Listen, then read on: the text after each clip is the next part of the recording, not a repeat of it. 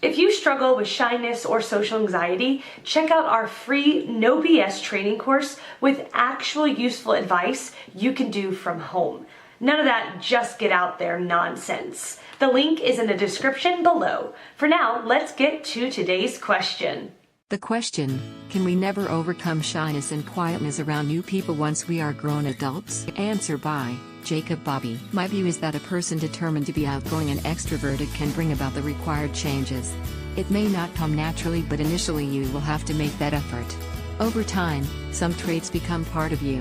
Occasionally the benefits of being an extrovert will motivate you, but what is guaranteed is that you will notice the change in you and would be happier for having made that effort to change. Let me share with you a little more on how or when a person becomes shy or introverted. That should give you a better understanding of your own situation and also give you clues as to what steps you must take to bring about a positive change in yourself. A person is normally perceived as shy or introverted when he/she is uncomfortable in the presence of others. The three common situations are in the presence of authorities or people of a higher status, power, in social situations, e.g., in a wedding or a public meeting or an informal get-together, formal party, in situations where one needs to be assertive, e.g., to go and make an inquiry or register a complaint. It is not necessary that a person has to be an extrovert in order to be bold, i.e., not shy. Introverts are merely comfortable being aloof and prefer not to interact with others, but when required they are confident about themselves and bold enough to articulate. Interact is required. However, confidence is a must. If he/she does not believe in one's own abilities, strengths, legitimate needs and rights, then the person would slowly become a recluse. Perhaps your lack of confidence is possibly largely responsible for your acute anxiety whenever you have to interact with people.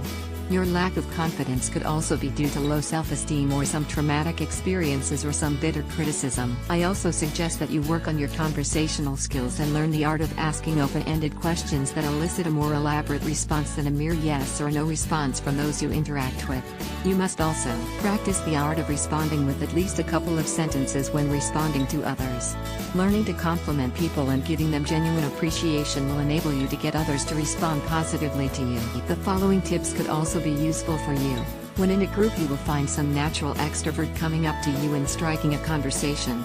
Use the opportunity to warm up and be better prepared to try the same with some other people in the group. You must learn the art of identifying people who look lost or who seem to be introverts, and perhaps you will be more comfortable trying to initiate a conversation with such people. Learn the art of introducing yourself and also some good lines, questions that are open-ended.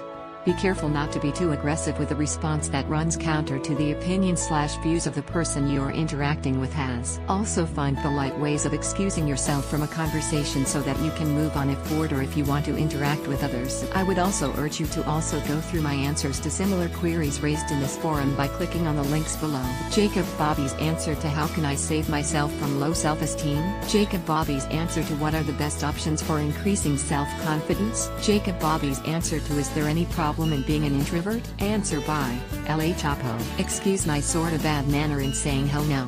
US people, we have this mindset if we don't change while we're young we won't change at all. If you want to change, then you make the change. It won't just happen. You make yourself change. You want to talk more, then talk more. You want to be outgoing, then you do it. You have to do it yourself. It doesn't happen for us. You just have to get out of your shell and live on the outside. I think it's very good to be uncomfortable with what we do. Not all things, but I think you understand. Just don't be a triad.